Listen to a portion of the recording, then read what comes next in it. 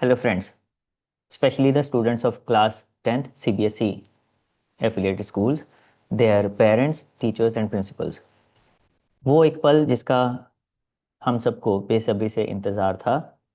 CBSE ने जो class 10th के लिए 2 बोर्ड एग्जाम्स की पॉलिसी इम्प्लीमेंट की है, उससे related frequently asked questions FAQs, जिसमें उन्होंने सभी स्टूडेंट्स, पेरेंट्स, टीचर्स और प्रिंसिपल्स की क्वेरीज का आंसर किया है। वो पल आ गया है। सीबीएसई ने FAQs इशू कर दिए हैं, स्कूल्स को उनकी ईमेल आईडी पर भेज दिए हैं। We have received that. और आज मैं वही FAQs आप सबकी इजी अंडरस्टैंडिंग के लिए एक बार एक्सप्लेन करने जा रहा हूँ। बहुत से ऐसे क्वेश्चंस और क्वेरीज हम सबके मन में थे, जिसमें से ज़्यादातर को FAQs में सीबीएसई ने ऑलरेडी एक्सप्लेन कर दिया है। अगर इसके अलावा कोई भी और क्वेरीज या क्वेश्चंस आपके माइंड में हैं, तो आप मेरे यूट्यूब वीडियो के कमेंट बॉक्स में वो क्वेरीज, वो क्वेश्चंस लिख सकते हैं। I will try to provide you the answers for those questions and queries. या तो टेक्स्ट में ही टाइप करके आंसर देने की कोशिश करूँगा, या फिर अगर सिमिलर क्वेरीज हुई और ज़्यादा क्वेरीज हुई तो I will try to make a new video and come out with the solution for those problems. Let's see.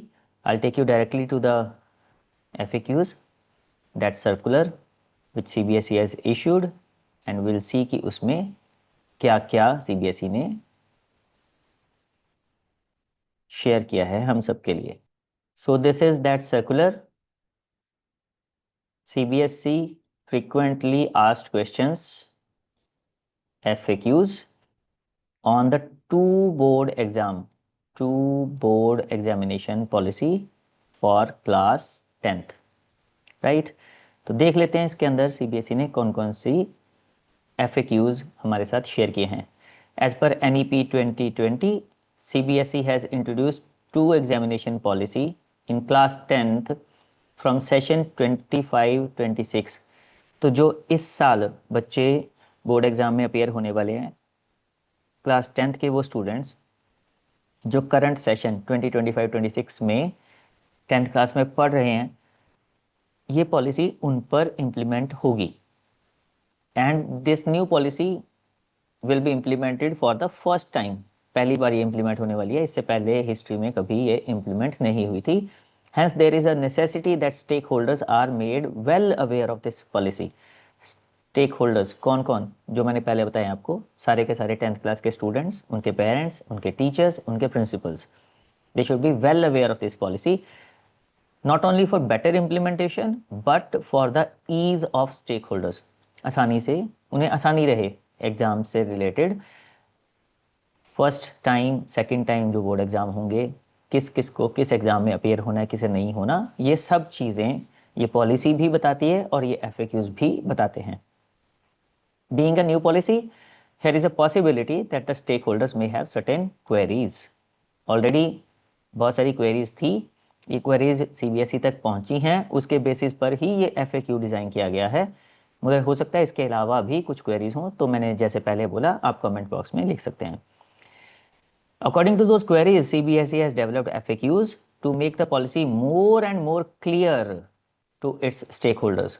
After going through these FAQs, if certain other doubts remain that stakeholders may wish to clarify, they may mail it on the following email ID। ये एक email ID CBSE ने introduce की है, queries to be @cbseshiksha.in। 2BE से मतलब है two board examination, queries to board examination @cbseshiksha.in।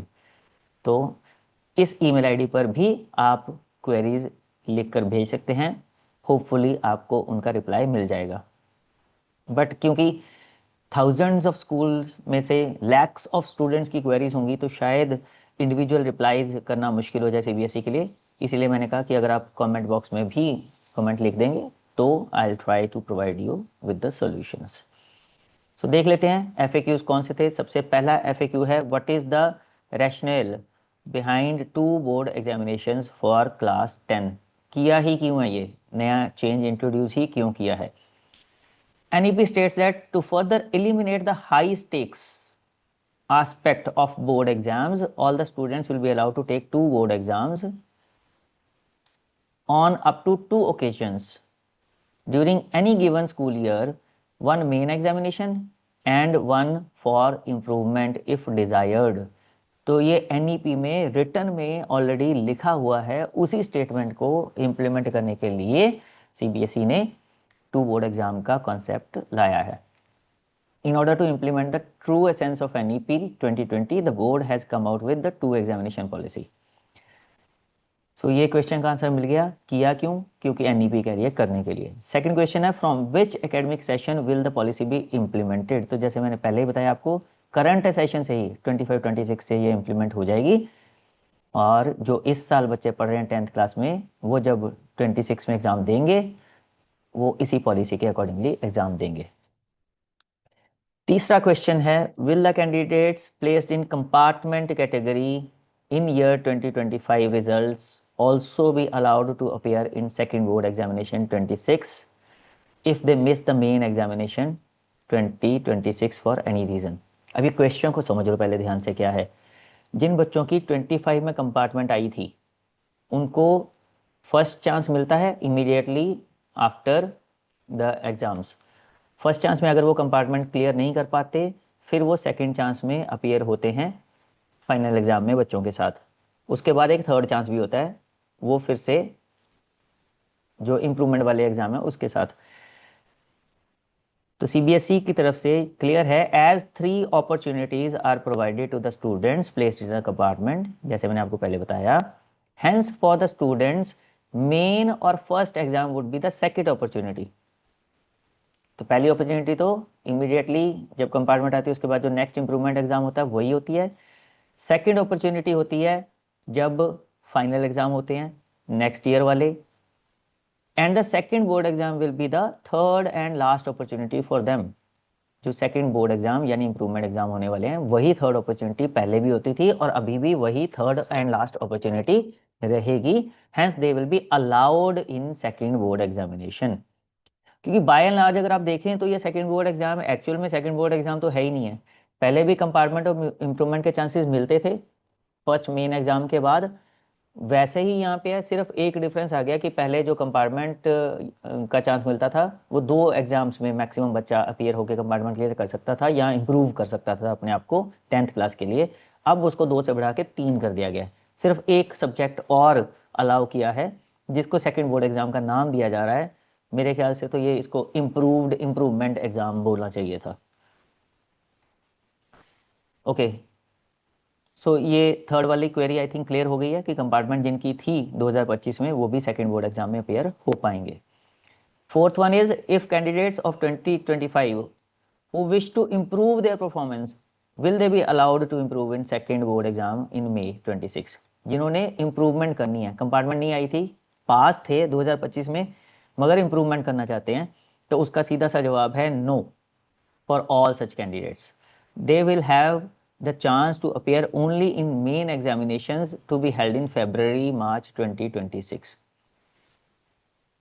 जिन बच्चों ने 25 में एग्ज़ाम दिए थे, उनका रिजल्ट आने के बाद उनको ऑलरेडी एक इम्प्रूवमेंट का चांस मिल गया था. अगर उन्होंने वहाँ उसको एनकैश नहीं किया, आई थिंक 1 या 2 सब्जेक्ट में जो इम्प्रूवमेंट का चांस मिलता है, और वो सभी एग्जाम्स में अपीयर होकर इम्प्रूवमेंट देना चाहते हैं, तो वो सिर्फ 26 वाले मेन एग्जाम में ही अपीयर हो पाएंगे. सेकेंड बोर्ड एग्जाम में उनको इम्प्रूवमेंट का चांस नहीं मिलेगा. तो मेन एग्जाम को मिस ना करें वो बच्चे. Fifth question says, do all students appearing for main examination 26 need to appear in the second board examination. जितने बच्चे मेन एग्जाम में अपेयर होंगे इस साल, क्या सारे के सारे उनके लिए कंपल्सरी होगा सेकेंड बोर्ड एग्जामिनेशन देना? No. If any student is unable to perform well in the first examination, they may decide to appear in the second board examination. ये choice based है, बच्चों के ऊपर डिपेंड करेगा. अगर उनको लगता है कि फर्स्ट मेन एग्जाम में उनके कुछ सब्जेक्ट्स में परफॉर्मेंस अच्छी नहीं हुई है और उन्हें लगता है कि दोबारा पेपर देने पर वो बेटर मार्क्स ले पाएंगे, सिर्फ और सिर्फ तभी उनको सेकेंड बोर्ड एग्जामिनेशन के लिए अपीयर होना है 3 सब्जेक्ट में. Otherwise it is not compulsory for them. It is advised to all the students and parents that the students should prepare well for the main examination and make best efforts to perform well in the first exam. Board की तरफ से भी advice यही है कि पहले ही exam की तैयारी इतने अच्छे से कर लें ताकि दूसरे एग्जाम में अपेयर होने की उन्हें ज़रूरत ही महसूस ना हो. Further, the role of the school is to make conducive environment where the learners can remain stress-free and should not be pressurized to appear for the second examination to secure more marks just for the sake of better school performance for publicity etc. तो schools के लिए भी एक word of caution है, एक rider है CBSE की तरफ से. बड़ा क्लियरली उन्होंने ये कह दिया कि बच्चों को किसी तरह से भी प्रेशराइज नहीं करना, उनको फोर्स नहीं करना, क्योंकि कई बार स्कूल्स को लगता है कि कुछ बच्चे ऐसे होते हैं जो फर्स्ट एग्जाम में शायद अच्छे से परफॉर्मेंस नहीं दे पाएंगे, तो उन्हें कहीं से स्कूल्स गलती से भी प्रेशराइज ना कर दें कि तुम्हें सेकंड बोर्ड एग्जाम में भी कंपल्सरीली अपीयर होना है ताकि तुम्हारी परफॉर्मेंस इंप्रूव हो जाए, कीपिंग इन माइंड कि स्कूल का ओवरऑल रिजल्ट भी बेटर हो जाए. तो ऐसा कुछ भी नहीं करना है स्कूल्स को, इसे सीबीएसई एक रॉन्ग प्रैक्टिस मानेगी. Then comes the sixth FAQ, what will be the schedule for 2 examination. कब कब होंगे ये एग्जाम्स और when will these 2 examinations be held by the board. तो मेन एग्जामिनेशंस पहले की तरह से होंगे, फरवरी में स्टार्ट होंगे, 17 फरवरी से लेकर 10 मार्च तक चलेंगे. और सेकंड एग्जामिनेशन जो है will be conducted tentatively from 15th of May to 1st of June. In between का जो टाइम है वो रिजल्ट प्रिपरेशन वगैरह के लिए और एलओसी फिल करने के लिए यूज होगा. सो 17 फरवरी से 10 मार्च तक मेन एग्जाम्स होंगे और 15 मई से टेंटेटिवली 1 जून तक सेकेंड एग्जाम होंगे. What are the conditions of 2 board policy. क्या क्या कंडीशन है इसकी. The most important condition of 2 examination board policy is that the first main examination to be held in February March is mandatory for all the candidates. तो पहला वाला mandatory ही है, जो फर्स्ट मेन एग्जाम है that is compulsory, that is mandatory, उसमें appear होना mandatory है सभी स्टूडेंट्स के लिए. सेकंड वाला ऑप्शनल है, उसमें चाहे वो अपियर होना चाहे तो हो, नहीं तो नहीं. पर फर्स्ट वाले में ऑप्शन नहीं है, चॉइस नहीं है, अपियर होना ही पड़ेगा. This implies that the students studying in class 10 will have to appear for the first examination to become eligible for the second examination. जो बच्चे फर्स्ट एग्जाम में बैठेंगे ही नहीं वो सेकंड एग्जाम के लिए एलिजिबल नहीं होंगे. तो अगर किसी बच्चे को लगता है कि मैं फर्स्ट एग्जाम नहीं दूं और सीधा डायरेक्ट सेकंड एग्जाम ही दूं तो वो पॉसिबल नहीं होगा. ये फैसिलिटीज सिर्फ उन बच्चों के लिए है जो फर्स्ट एग्जाम में अपीयर होंगे. Detailed eligibility conditions for exam candidates for appearing in the second board exams along with the illustrations are given at annexure 1. एक annexure दे रखा सीबीएसई ने जिसमें बताया है कि कौन कौन से बच्चे सेकंड एग्जाम में अपीयर हो पाएंगे और कौन से नहीं होंगे. उसको भी देख लेंगे एक बार एंड में, तो बनी रहेगा एंड तक. It is going to be very helpful for all of you. Then 8th FAQ says who can appear for the first exam. The following category of students can appear for the first examination या फिर main examination. इसको first exam नहीं बोलेंगे, main exam 26 बोलेंगे, क्योंकि first exam तो सिर्फ उनके लिए है जो फर्स्ट टाइम अपेयर हो रहे हैं, जबकि इसमें वो बच्चे भी अपेयर हो सकते हैं जिन्होंने 25 में एग्जाम दिया था. तो मेन एग्जाम की बात करते हैं. मेन एग्जाम 26 में कौन कौन अपेयर हो सकता है. फ्रेश स्टूडेंट्स ऑफ क्लास 10, ये हैं वो बच्चे जिनके लिए फर्स्ट एग्जामिनेशन है, फ्रेश स्टूडेंट्स क्लास 10 के. और जो बच्चे सेकंड चांस कंपार्टमेंट वाले हैं, जैसे मैंने पहले ऊपर एक्सप्लेन किया, जो जिनकी कंपार्टमेंट आई थी 2025 में मगर फर्स्ट चांस में वो अपीयर अपनी कंपार्टमेंट क्लियर नहीं कर पाए थे, अब वो सेकंड चांस लेंगे इसमें. Then essential repeat of the previous year, पिछले साल वाले जो एसेंशियल रिपीट जो फेल हो गए थे बच्चे, वो भी फर्स्ट एग्जाम में पार्ट ले सकते हैं मेन एग्जाम में. और चौथा है जो improvement examination for students passed in 2025, 2025 में जिन्होंने पास कर लिया था मगर इम्प्रूवमेंट देना चाहते हैं, और चाहे तो सभी सब्जेक्ट्स में भी इम्प्रूवमेंट दे सकते हैं, मगर उनके लिए मेन एग्जामिनेशन 26 में अपीयर होना परमिटेड है. Who can appear for the second examination. Second वाले कौन कौन से हैं. Following category of the students में अपीयर इन सेकंड एग्जाम. इसको ध्यान से देखना, इसी को लेके बहुत सारे डाउट्स हैं कि सेकंड एग्जाम कौन कौन दे सकता है. Improvement category up to 3 main subjects. ये जब जो बच्चे फर्स्ट मेन एग्जाम दे रहे हैं ना, उनके लिए पहला पॉइंट है वो मैक्सिमम 3 सब्जेक्ट्स में अपीयर हो पाएंगे सेकेंड एग्जामिनेशन में, that is science, social science, maths and a language. एक लैंग्वेज, एक से ज्यादा नहीं। तो ये 4 पॉसिबिलिटीज हैं, 4 ऑप्शन सीबीएसई ने क्लियरली दे दी हैं, साइंस, सोशल साइंस, मैथ्स और एक लैंग्वेज। ये चारों में से मिला के आप किसी 3 में अपीयर हो सकते हैं, चाहे तो एक लैंग्वेज और 2 एकेडमिक में, या फिर तीनों एकेडमिक में। द फर्स्ट या थर्ड चांस कंपार्टमेंट वाले बच्चे भी इसमें अपीयर हो सकते हैं, जिनकी फर्स्ट टाइम कंपार्टमेंट आएगी, या थर्ड चांस ले रहे हैं जो, वो भी। सेकंड चांस वाले तो मेन एग्जाम में अपीयर होंगे ना। फिर कंपार्टमेंट प्लस इम्प्रूवमेंट, अगर किसी को कंपार्टमेंट भी अपीयर होना है और इम्प्रूवमेंट भी देनी है तो मिक्स एंड मैच करके, एक कंपार्टमेंट 2 इम्प्रूवमेंट या 2 कंपार्टमेंट 1 इम्प्रूवमेंट करके भी इस सेकेंड एग्जाम में अपीयर हो सकते हैं बच्चे। Improvement for the students passed by the replacement of subject, जो बच्चे एकेडमिक सब्जेक्ट्स में फेल हो गए थे, एकेडमिक इलेक्टिव जैसे मैथ, साइंस, सोशल साइंस में, मगर स्किल सब्जेक्ट की रिप्लेसमेंट की वजह से उनको पास डिक्लेयर किया गया, वो भी बच्चे इस सेकंड चांस में अपीयर होके इम्प्रूवमेंट कर पाएंगे, उन सब्जेक्ट्स को पास कर पाएंगे जिनमें वो फेल हो गए थे। राइट, आई होप ये पॉइंट बिल्कुल क्लियर है, क्योंकि मैं पहले भी बहुत से वीडियोस में बता चुका हूँ कि साइंस, सोशल साइंस और मैथ्स में अगर कोई बच्चा फेल हो जाता है और अगर उसने स्किल सब्जेक्ट के लिए ऑप्ट किया हुआ है, तो वो स्किल सब्जेक्ट इन सब्जेक्ट्स को रिप्लेस कर देता है और बच्चे का रिजल्ट पास आता है, मगर इन सब्जेक्ट्स में एक्चुअल उसकी कंपार्टमेंट ही होती है। तो अगर वो बच्चा इन सब्जेक्ट की कंपार्टमेंट क्लियर करना चाहता है तो भी सेकेंड बोर्ड एग्जाम में अपीयर हो सकता है। लैंग्वेजेस भी लैंग्वेजेस से रिप्लेस होती हैं। सपोज अगर इंग्लिश में बच्चा फेल हो गया मगर उसने एडिशनल सब्जेक्ट में लैंग्वेज ऑप्ट की हुई थी, उसमें वो पास है, तो लैंग्वेज रिप्लेस कर देगी फर्स्ट लैंग्वेज को, थर्ड लैंग्वेज से रिप्लेस हो जाएगा।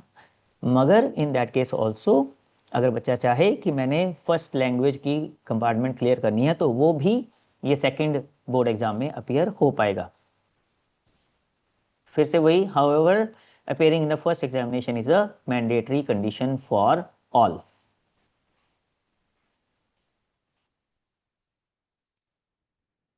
Then 10th question FAQ, what is the eligibility for appearing in second examination? Eligibility criteria क्या है? Student must have appeared in the first exam, ये तो सबसे important है, and the status of result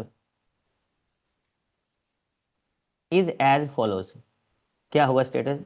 10th class pass हो गया तो भी सेकंड एग्जाम में अपीयर हो सकता है, प्लेस्ड इन कंपार्टमेंट कैटेगरी तो भी सेकंड एग्जाम में अपीयर हो सकता है, passed class 10th by replacing with 6th subject,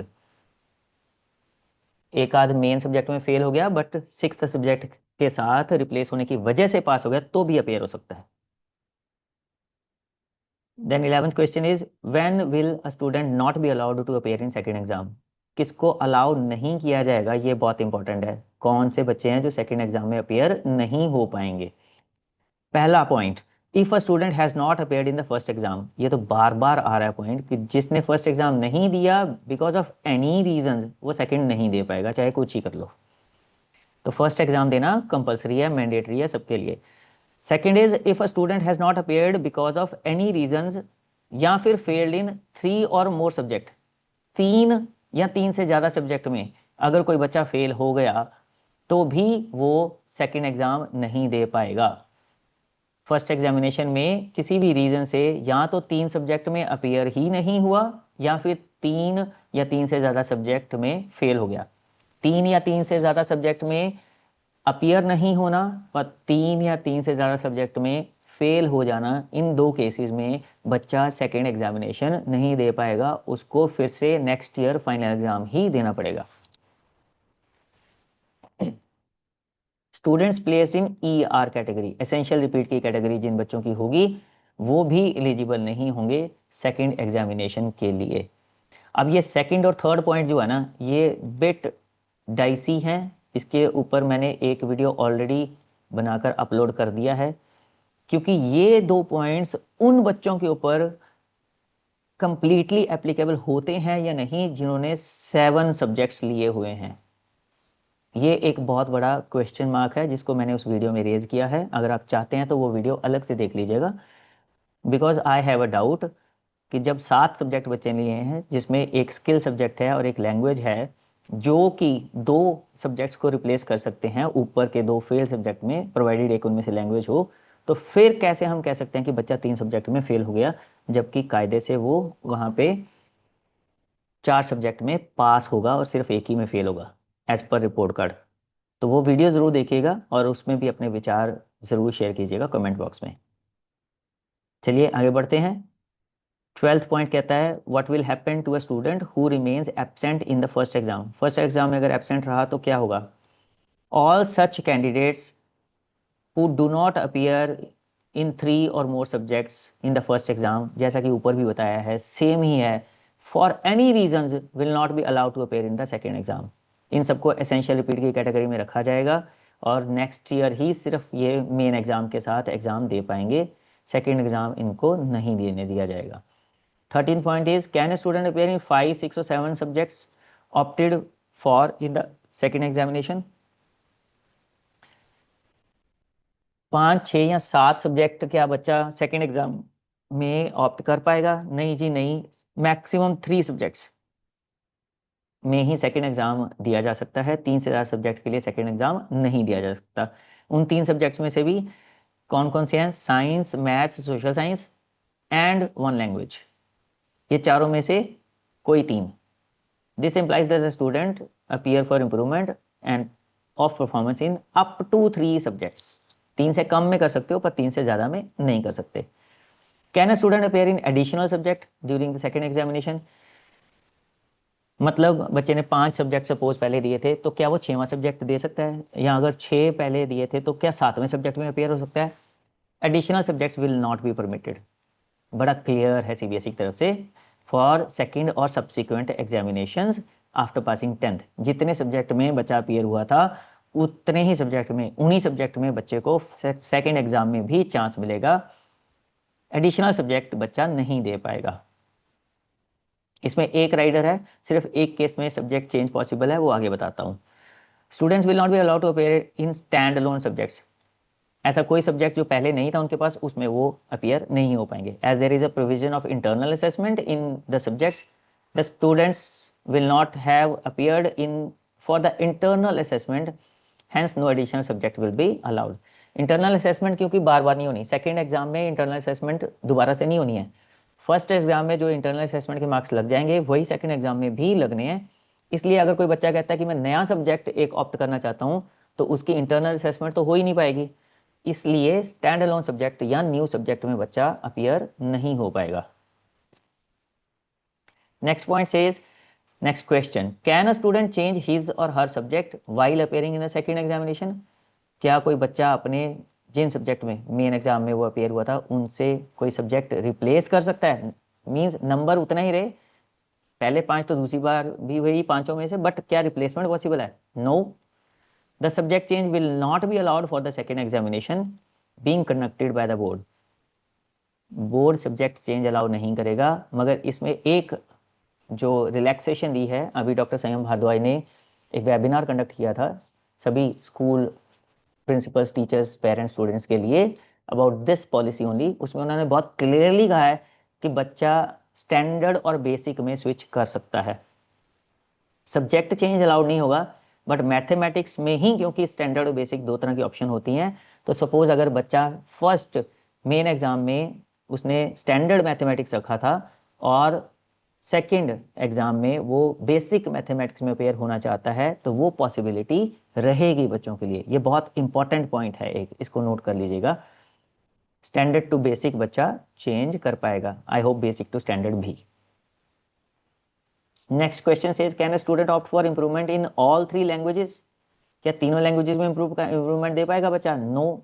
बहुत स्ट्रिक्टली, बहुत क्लियर है, सिर्फ एक लैंग्वेज में बच्चा इंप्रूवमेंट दे पाएगा या कंपार्टमेंट क्लियर कर पाएगा, एक से ज़्यादा में नहीं। Can a student opt for improvement in 2 languages. क्या 2 लैंग्वेजेस में इंप्रूवमेंट का चांस है बच्चे का? क्या सेकेंड एग्जाम में 2 लैंग्वेज के पेपर में अपेयर हो सकता है? नो। वंस अगेन सिर्फ एक ही लैंग्वेज में अपेयर हो पाएगा बच्चा, 2 या 3 में नहीं हो पाएगा। तो अगर 3 लैंग्वेजेस भी स्टडी की हैं तो सिर्फ एक ही में इंप्रूवमेंट का चांस मिलेगा, 2-3 में नहीं। Can a student opt for one language? Yes, very much. पहले ही बार बार बोल दिया कि एक लैंग्वेज में तो बच्चा इंप्रूवमेंट दे ही सकता है सेकेंड बोर्ड एग्जाम में। Will a special examination for candidates appearing in national, international sports Olympiad be conducted by the board?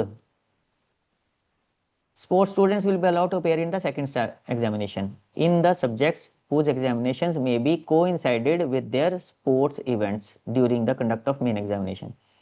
तो अगर मेन एग्जाम हो रहे हैं और उसमें कुछ बच्चे स्पोर्ट्स कंपटीशन में हिस्सा ले रहे हैं नेशनल इंटरनेशनल लेवल के, उनके लिए सेकेंड एग्जाम में अपेयर होने की पॉसिबिलिटी रहेगी। उनका फर्स्ट एग्जाम मिस हो गया तो भी वो सेकेंड एग्जाम दे पाएंगे। So a special examination for such candidates will not be held separately. अलग से उनके लिए कोई और तीसरा एग्जाम कंडक्ट नहीं किया जाएगा। फर्स्ट एग्जाम में सपोज आपने मिस कर दिया तो सेकेंड एग्जाम में आपको अपेयर होना ही पड़ेगा। यहाँ पे बोर्ड ने नंबर क्लैरिफाई नहीं किया कि उनके लिए भी सिर्फ 3 ही एग्जाम्स की रहेगी कंडीशन, या सपोज अगर किसी के सारे ही मिस हो गए तो फिर वो क्या करेगा, वो यहाँ पे कुछ क्लैरिफाई नहीं किया है। तो मान के चलते हैं कि 3 ही एग्जाम की परमिशन उनके लिए भी है, 3 से ज्यादा की नहीं। Next 20th is if a student is unable to appear in 3 subjects due to illness or hospitalisation or any such reason, can such a student be allowed to appear in the second board exam? नहीं, no. If a student is absent in 3 or more subjects due to any reasons, चाहे वो illness ही क्यों ना हो, the students will be placed in essential repeat category. Such students can not appear for examination in the subsequent years. वो बच्चे अगले साल फाइनल एग्जाम में ही अपेयर हो पाएंगे। 3 सब्जेक्ट या उससे ज़्यादा सब्जेक्ट किसी भी रीज़न से अगर बच्चा अपियर नहीं हो पाता है या फेल हो जाता है तो वो सेकेंड एग्ज़ाम नहीं दे पाएगा। As a CWSN candidate will I get the same facilities as earlier in both exams? First exam में जो CWSN स्टूडेंट्स को फैसिलिटीज़ मिलती हैं, क्या वही सेकेंड एग्जाम में भी मिलेंगी? येस, एग्जैक्टली सेम मिलेंगी। 22nd says when will internal assessment be conducted? Will it also be conducted twice for 2 examinations? No, बिल्कुल नहीं। इंटरनल असेसमेंट जो है वो सिर्फ और सिर्फ मेन एग्जामिनेशंस के साथ एक ही बार कंडक्ट होगी और वही मार्क्स सेकेंड एग्जाम में भी ऐड होंगे। सेकेंड एग्जाम में कोई स्पेशली अलग से इंटरनल असेसमेंट का इम्प्रूवमेंट एग्जाम नहीं होगा, इसलिए वो एक ही बार होगी। Next is what will be the syllabus for the first exam? Ditto. The syllabus for first examination will be conducted on the full syllabus meant for the year. पूरे साल का जो सिलेबस है उसमें से फर्स्ट टर्म एग्जाम कंडक्ट किया जाएगा। Ditto मुझे एक्चुअली ये नेक्स्ट क्वेश्चन के लिए बोलना था। What will be the syllabus for second examination? यहाँ बोलते हैं ditto the second examination will also be conducted on the full syllabus meant for the year. पूरे के पूरे सिलेबस में से ही सेकंड एग्जाम भी होगा। तो जिनको लगता था कि सेकंड एग्जाम में शायद सिलेबस कुछ रिड्यूस होके आएगा या डिफरेंट सिलेबस होगा, उनके लिए निराशा हाथ लगेगी। फुल सिलेबस में से ही सेकंड एग्जाम भी प्रिपेयर करना होगा। तो जो NEP का एक थीम थी ना, जो स्पिरिट थी इस 2 बोर्ड एग्जाम पॉलिसी के पीछे, मुझे लगता है कहीं ना कहीं वो स्पिरिट के साथ नाइंसाफ़ी हुई है। स्पिरिट थी बच्चों का बर्डन रिड्यूस करना, तो मुझे यहाँ तो किसी भी एंगल से बर्डन रिड्यूस होता हुआ नहीं दिख रहा। आप क्या कहते हैं इस बारे में? कमेंट बॉक्स में कमेंट करके ज़रूर बताइएगा। Next is 25th question, will LOC be filled in for both examination separately? Yes, LOC दोनों एग्जाम्स के लिए सेपरेटली फिल्ड होगी। Filling of LOC and appearing in main and first exam will be compulsory. ये तो सबके लिए ही compulsory है फर्स्ट एग्जाम वाली LOC। सेकेंड वाली LOC सिर्फ उन बच्चों के लिए फिल होगी जो एग्जाम देना चाहते हैं सेकंड वाला, जो नहीं देना चाहते उनके पर्टिकुलर्स फिल नहीं होंगे। LOC for second examination will be filled in separately, however no new names will be added to LOC for the second exam. जो ऑलरेडी बच्चे एग्जिस्टिंग थे उन्हीं में से LOC में, सेकंड LOC में आप फिल कर पाएंगे। एडिशनल और कोई नए बच्चों को ऐड नहीं कर पाएंगे सेकंड टाइम एग्जामिनेशन की LOC के लिए। हाँ, रिड्यूस जरूर हो सकता है, ऐड नहीं हो सकता। What will happen if the LOC for first examination is not filled by school? अगर गलती से किसी स्कूल ने फर्स्ट एग्जाम की LOC ही फिल नहीं की, बहुत बड़ा रिस्क होगा ये अगर किसी स्कूल ने लिया है ऐसा, या इग्नोरेंस होगी हाई लेवल की अगर किसी से हुई है, होना नहीं चाहिए वैसे। For any school not filling the LOC for the first exam, such candidates will not be allowed to appear in the second exam. Second exam में वो बच्चे अपीयर नहीं हो पाएंगे। सो अगर किसी स्कूल से ये गलती हो गई है कि फर्स्ट टाइम LOC फिल नहीं हुई, तो वो गलती का भुगतान उनके बच्चों को भुगतना पड़ेगा unfortunately. Next says, when will the results of these examinations be declared? Result of first examination is proposed to be declared in the month of April and result of second examination in the month of June. तो first exam का अप्रैल में result आ जाएगा और second exam का जून में। Next question says, what if some students want to appear in the second examination after declaration of the first exam result? First exam के result के बाद अगर बच्चे सेकेंड एग्जामिनेशन में अपेयर होना चाहते हैं तो क्या उसके लिए? The schools can fill the LOC for the second examination for all such students immediately soon after the facility of LOC submission for the second exam is started by the CBSE. अब ये चीज पे depend करेगा कि बच्चे second exam के result declaration के बाद LOC फिल कर पाएंगे या नहीं। देयर इज अ कैच, इसको आप ध्यान से समझिए। सपोज अगर फर्स्ट एग्जाम बच्चा अपीयर हो गया फर्स्ट एग्जाम में और LOC immediately after that CBSE ने इशू कर दी, तो फिर उसी टाइम पे LOC भरनी पड़ेगी रिजल्ट का वेट किए बिना। और सपोज अगर LOC CBSE ने बोला after the result declaration of first exam, तो ये फैसिलिटी मिलेगी बच्चे को कि वो अपना रिजल्ट देख पाएगा, एग्जाम में कितने मार्क्स आए हैं, कम आए हैं या ज़्यादा आए हैं। कम आए हैं तो भरना है, ज़्यादा आए हैं तो नहीं भरना। ये डिसीजन सिर्फ CBSE के LOC डिक्लेरेशन, जो सेकेंड एग्जाम की LOC है, उसके स्टार्ट डेट पे डिपेंड करता है। मोस्ट प्रोबेबली जो डॉक्टर सैम भारद्वाज ने भी बोला था कि बच्चों को रिजल्ट से पहले पहले ही सेकेंड एग्जाम के लिए LOC फिल करनी होगी। तो स्कूल्स को यह ध्यान रखना पड़ेगा कि जैसे ही बच्चों ने फर्स्ट एग्जाम दिया है, hit and trial gas based बच्चों से पूछना पड़ेगा कि किन एग्जाम्स में उनको लगता है कि उनकी जो परफॉर्मेंस है वो सही नहीं होगी या कम परफॉर्मेंस होगी, अच्छी नहीं होगी। बेस्ड अपॉन दैट उनसे एक चॉइस लेनी पड़ेगी, क्या वो उन एग्जाम्स में सेकेंड एग्जाम में अपेयर होना चाहते हैं या नहीं उन सब्जेक्ट्स में, और ऐसे ही भरनी पड़ेगी before the result is declared, जहां तक मेरी गट फीलिंग है, क्योंकि डॉक्टर भारद्वाज ने भी ऐसा ही बोला था। तो रिजल्ट की वेट मत करना, अगर LOC पहले स्टार्ट हो जाती है तो पहले ही फिल कर देना। Then rest it will depend कि आप सपोज अगर उसके बाद रिजल्ट डिक्लेयर होता है और आपको लगता है कि हाँ मार्क्स बहुत अच्छे आए हैं तो सेकेंड एग्जाम में अपीयर होने की ज़रूरत नहीं लगती, तो you can stay absent also from second exams, it will not matter. आपके फर्स्ट एग्जाम वाला जो रिजल्ट है वही फाइनल डिक्लेयर हो जाएगा in that case also.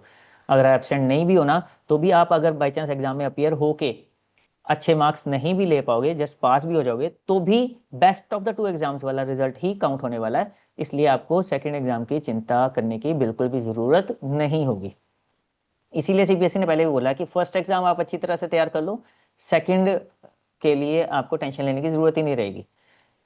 Then 29 says, can a new name be added to LOC for second exam?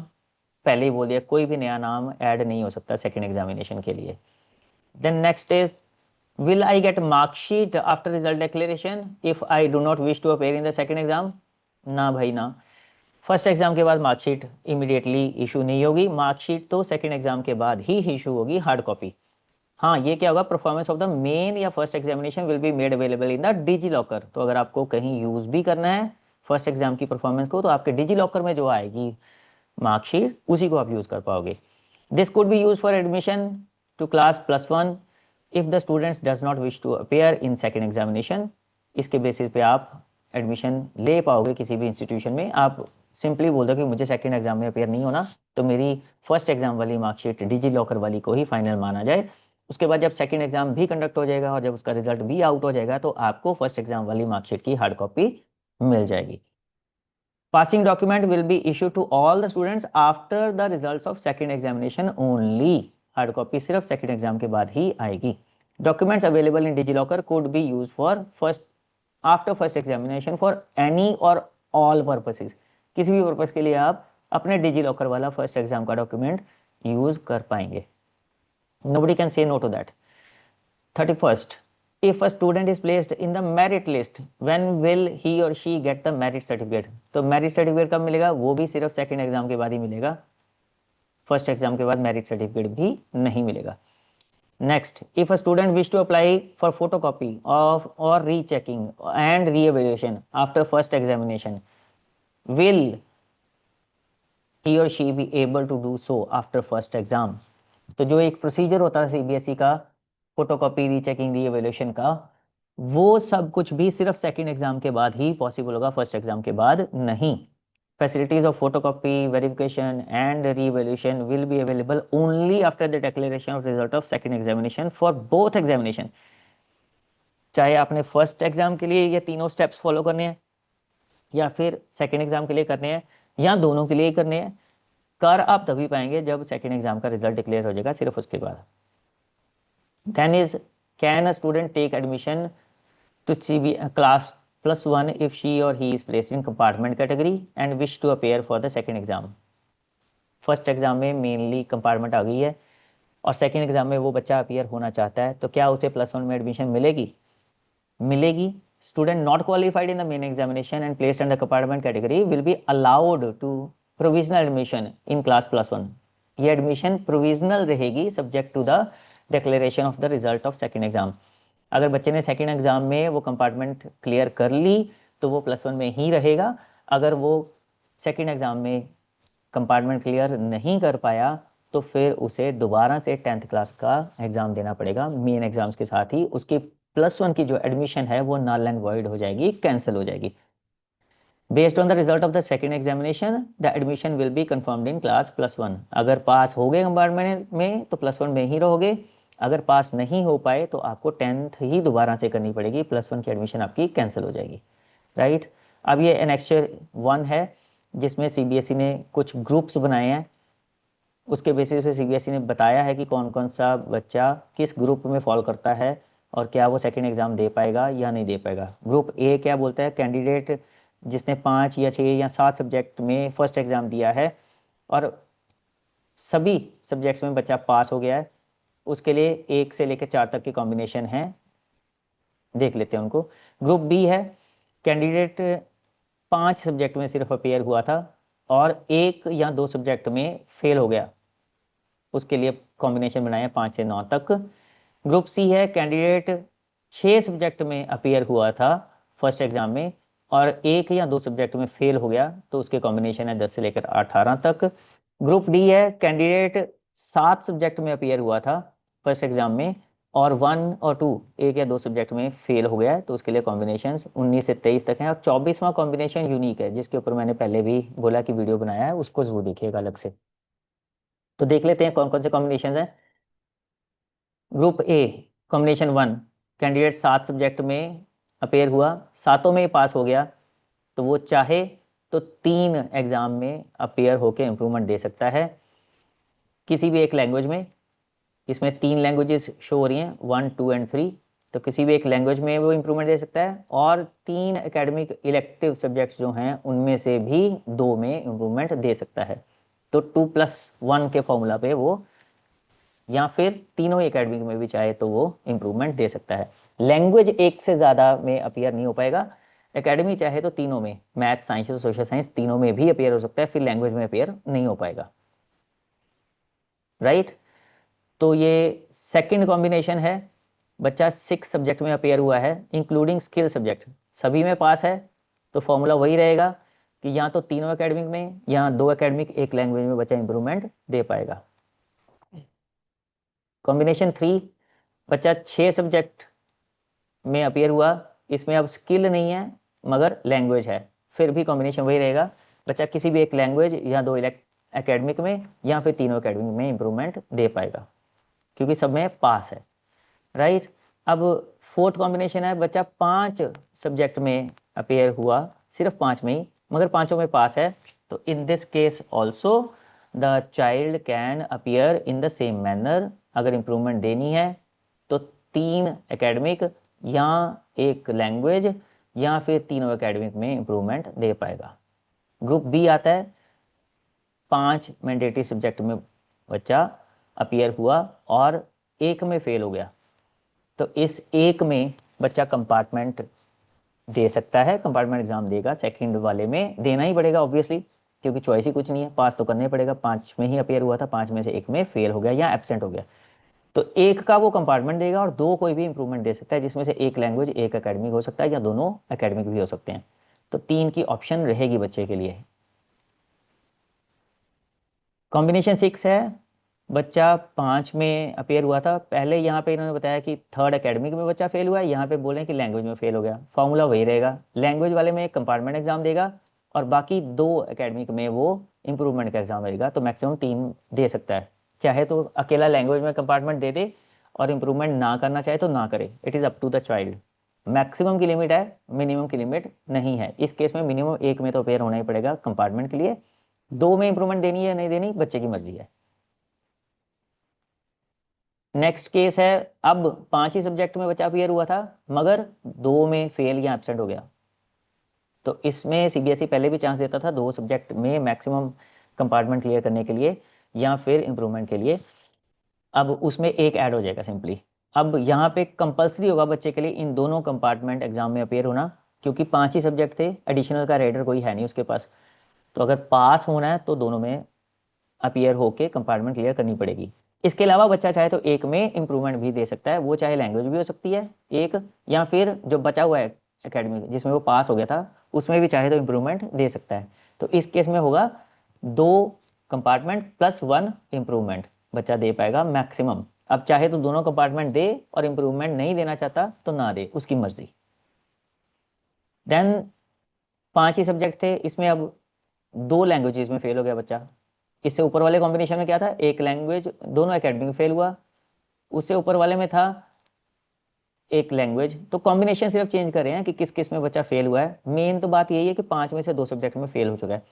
अब यहाँ पे थोड़ा सा डिफरेंस क्या है, क्योंकि दोनों लैंग्वेजेस हैं जिसमें बच्चा फेल हुआ था, तो इसमें let's see eligible for can also appear in improvement in second board in one subject, either academic 1 or academic 2 or academic 3 along with 2 compartment subjects. The illustration will cover all the cases where candidate fail in 2 languages. अब क्योंकि यहाँ पे दोनों languages में बच्चा fail है, तो ये दोनों को कंपार्टमेंट गिना जाएगा, दोनों को इम्प्रूवमेंट नहीं गिना जाएगा। तो वो जो 1 लैंग्वेज वाली कंडीशन है वो इम्प्रूवमेंट के लिए है, कि अगर बच्चा एक लैंग्वेज में फेल हो जाता है या पास होकर भी एक लैंग्वेज में इंप्रूवमेंट देना चाहता है, तो इंप्रूवमेंट एग्जाम सिर्फ एक ही बार होगा। और अगर एक लैंग्वेज में बच्चा फेल है तो कंपार्टमेंट भी एक ही लैंग्वेज में दे पाएगा, 2 में नहीं दे पाएगा। मगर अगर दोनों लैंग्वेजेस में बच्चा फेल हो गया तो दोनों को कंपार्टमेंट ही गिना जाएगा। उसके अलावा तीसरा इंप्रूवमेंट का एग्जाम किसी भी एकेडमिक सब्जेक्ट के लिए बच्चा दे पाएगा अगर चाहता है तो। एक बार वो लैंग्वेज फर्स्ट लैंग्वेज फेल वाला केस फिर से देख लेते हैं एक बार। ये एक ही लैंग्वेज में बच्चा फेल हुआ यहाँ पे, इसको कंपार्टमेंट गिना जाएगा।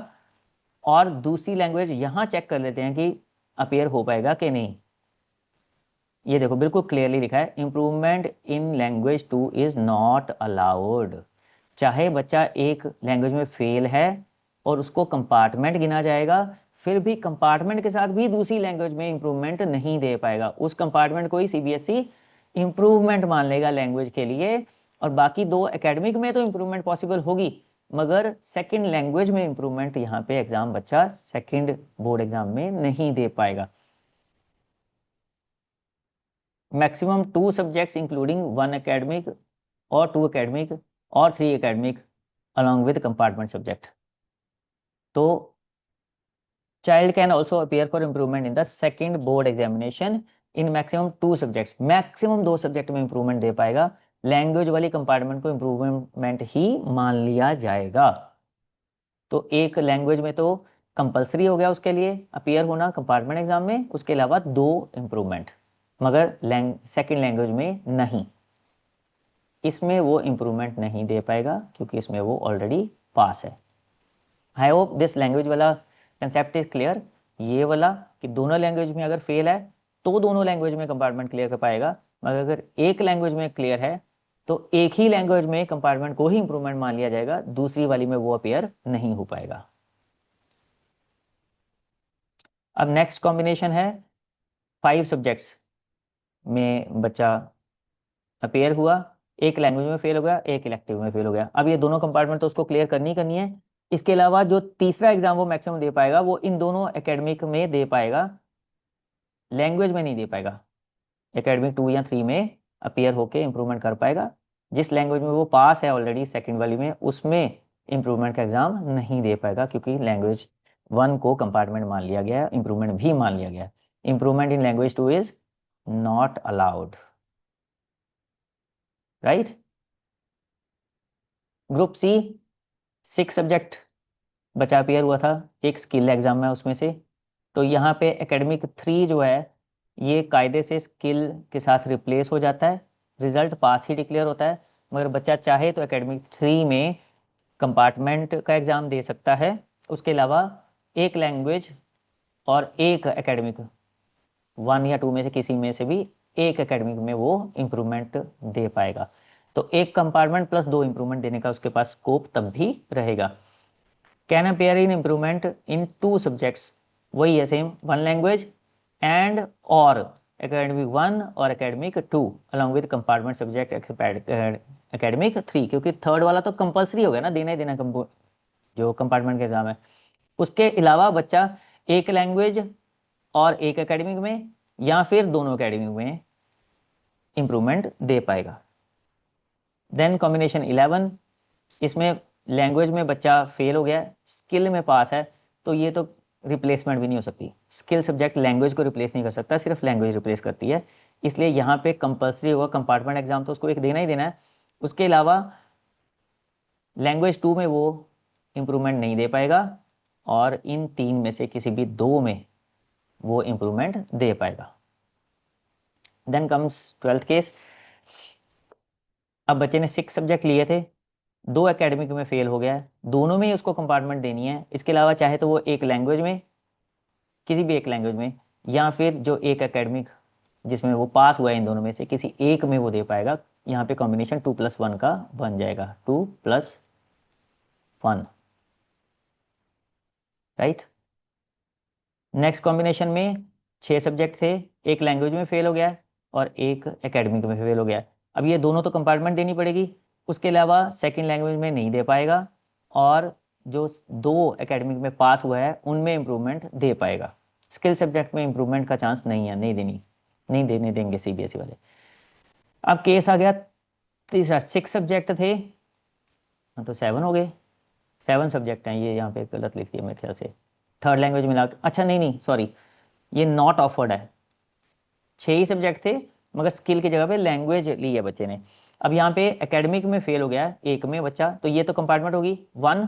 इसके अलावा एक लैंग्वेज में किसी भी में भी, ये तीनों में से किसी एक लैंग्वेज में, या फिर जो 2 एकेडमिक में पास हुआ है उनमें एक लैंग्वेज प्लस दोनों में से कोई एक एकेडमिक, या फिर दोनों ही एकेडमिक में बच्चा इंप्रूवमेंट दे सकता है, फिर लैंग्वेज में नहीं दे पाएगा, राइट।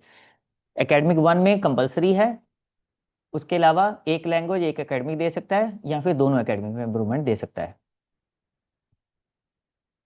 अब नेक्स्ट कॉम्बिनेशन है लैंग्वेज 1 में एब्सेंट हो गया बच्चा, तो अब कायदे से जो उसकी मार्कशीट आएगी उसमें तो ये लैंग्वेज जो थर्ड लैंग्वेज है वो इसको रिप्लेस कर देगी। अब बच्चे के ऊपर है, अगर उसको एग्जाम में अपेयर होना तो सबसे पहले तो उसको लैंग्वेज का कंपार्टमेंट का एग्जाम देना पड़ेगा। उसके अलावा जो चाहे तो 2 एकेडमिक में वो इम्प्रूवमेंट ले ले 3 में से, या यही रहेगी ऑप्शन, सेकेंड लैंग्वेज में वो इम्प्रूवमेंट नहीं दे पाएगा तब भी। Let's check eligible for 2 conditions can appear in improvement in second maximum 3 sorry academic 1 or academic 2 or academic 3 subjects। Compartment plus improvement category में ही ये भी बचा जाएगा।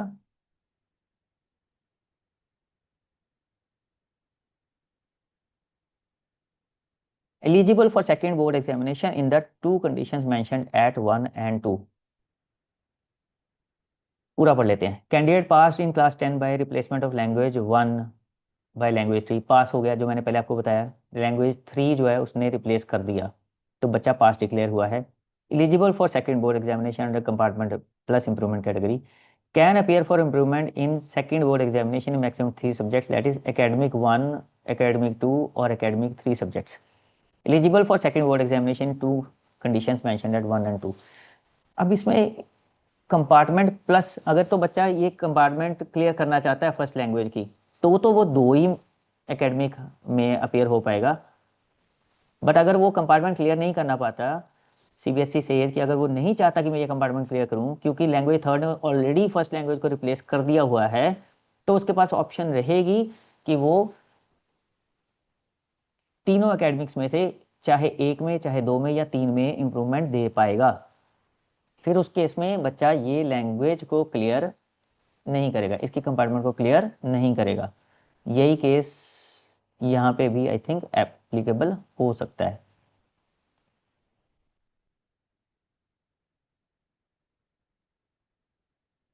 हम्म। यहाँ पे भी ये स्किल के साथ नहीं था, और ये वाला, चलो आगे बढ़ते हैं, बहुत केसेस हो गए। कॉम्बिनेशन 16, 6 सब्जेक्ट्स हैं, एकेडमिक 1 और 2 में फेल है बच्चा, स्किल ऑफर ही नहीं किया, लैंग्वेज 3 पास है। तो इसमें एक लैंग्वेज या एक एकेडमिक, दोनों में से एक में, प्लस 2 कंपार्टमेंट। तो 2+1 का ही कॉम्बिनेशन रहेगा। यहाँ पे भी कंपार्टमेंट तो दोनों की क्लियर करनी ही पड़ेगी क्योंकि स्किल ऑफर ही नहीं किया, तो रिप्लेसमेंट हुई नहीं, तो दोनों कंपार्टमेंट क्लियर करनी पड़ेंगी, प्लस चाहे तो एक लैंग्वेज में या एकेडमिक 3 में इंप्रूवमेंट भर सकता है बच्चा। नेक्स्ट कॉम्बिनेशन, लैंग्वेज 1 पास हो गया, सेकंड में फेल हो गया, तो फेल वाली की जो रिप्लेसमेंट हो जाएगी वो थर्ड लैंग्वेज के साथ हो जाएगी यहाँ पे। और उसके अलावा एक एकेडमिक में भी बच्चा फेल हो गया, तो ये वाला एकेडमिक तो इसको क्लियर करना ही पड़ेगा क्योंकि स्किल इसके पास नहीं है। तो बच्चा एकेडमिक, एक एकेडमिक में, और उसके अलावा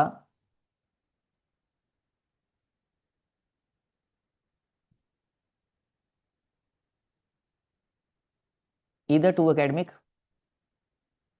एकेडमिक 2 और academic 3 along with compartment subjects, ये दोनों कंपार्टमेंट बच्चा क्लियर कर सकता है। उसके अलावा एक एकेडमिक में चांस मिलेगा, या तो 2 या 3 में। लैंग्वेज में उसको चांस नहीं दे रहा है यहाँ पे। कंपार्टमेंट आई है लैंग्वेज 2 में और एकेडमिक 1 सब्जेक्ट में, 2 सब्जेक्ट में। Can also appear for improvement in second board examination in 1 subject, दोनों सब्जेक्ट की कंपार्टमेंट भी क्लियर करेगा बच्चा और एक इम्प्रूवमेंट भी दे पाएगा। वो इम्प्रूवमेंट दे पाएगा या तो एकेडमिक 2 में या फिर 3 में। लैंग्वेज में इम्प्रूवमेंट यहाँ पे अलाउड नहीं है क्योंकि लैंग्वेज की रिप्लेसमेंट ऑलरेडी हो रही है।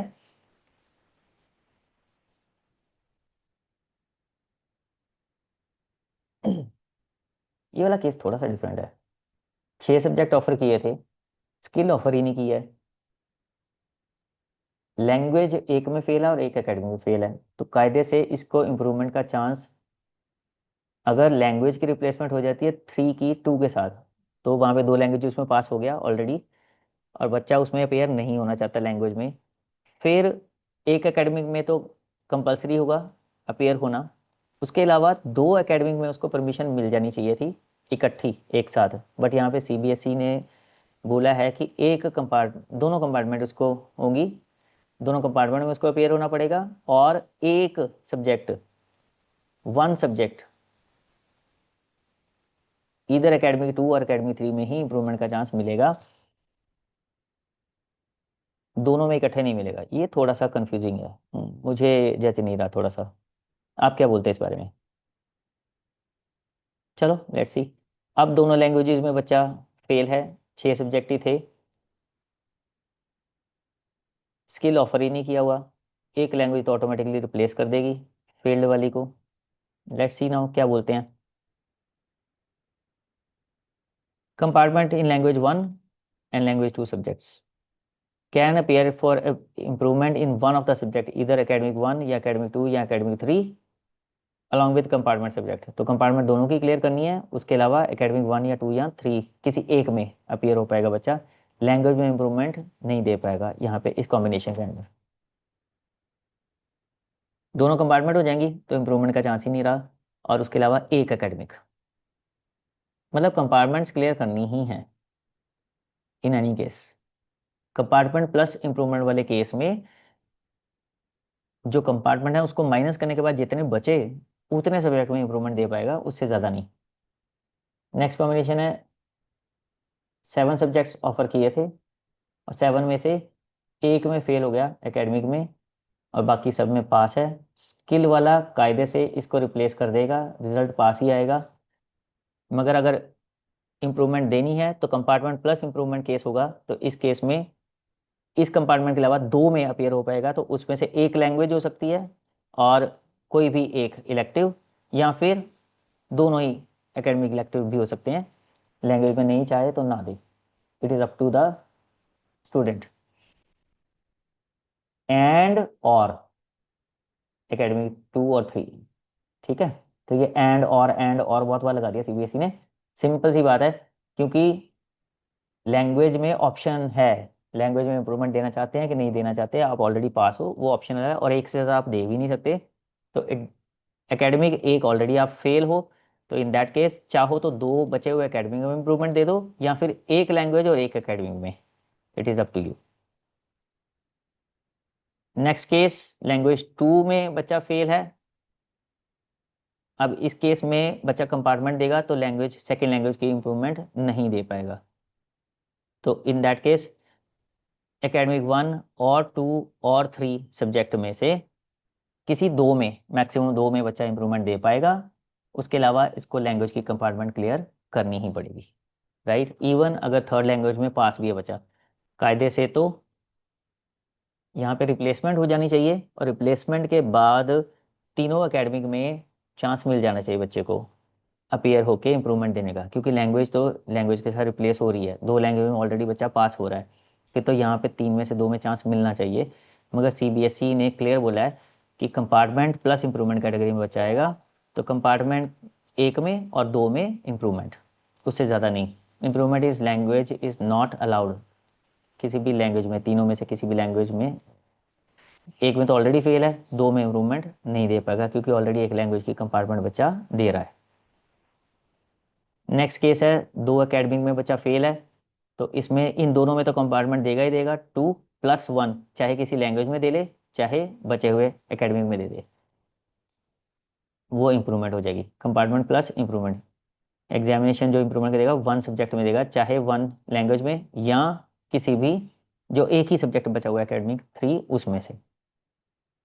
अब नेक्स्ट केस आ गया, दो लैंग्वेजेस में बच्चा फेल हो गया है, तो कायदे से तो रिप्लेसमेंट के बाद बच्चा पास हो ही जाएगा। यहाँ पे भी स्किल वाला जो है वो रिप्लेस कर ही देता है एक सब्जेक्ट को, पता नहीं सीबीएसई इस रिप्लेसमेंट को कंसिडर क्यों नहीं कर रहा। तो बच्चा दोनों लैंग्वेजेस में कंपार्टमेंट में अपीयर होगा, उसके अलावा फिर किसी तीन में से किसी एक एकेडमिक में इंप्रूवमेंट दे पाएगा। Can appear in improvement in maximum 2 subjects, that is either academic 1 और एकेडमिक 2 और academic 3 along with the compartment subjects. गलत कर दिया यहाँ पे, एक आना है यहाँ पे, 1 आना है।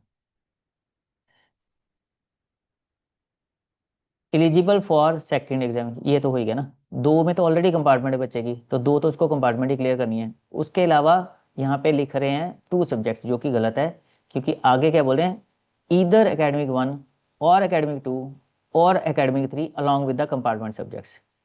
तो दो तो कंपार्टमेंट सब्जेक्ट्स ऑलरेडी हो गए, फिर एक ही सब्जेक्ट में इंप्रूवमेंट दे पाएगा, दो में नहीं दे पाएगा। ये पॉइंट सीबीएसई को चेक करना चाहिए, वेरीफाई भी करना चाहिए। थर्ड पॉइंट है ये कॉम्बिनेशन 22 में। नेक्स्ट कॉम्बिनेशन 23 में लैंग्वेज और एक एकेडमी में बच्चा फेल है, तो ये दोनों कंपार्टमेंट होंगी। उसके अलावा बच्चा सिर्फ दो में से एक एकेडमिक में ही इंप्रूवमेंट दे पाएगा, लैंग्वेज में नहीं दे पाएगा। Can appear in improvement in maximum 1 subject, any 1 academic और एकेडमिक 1 2 और 3।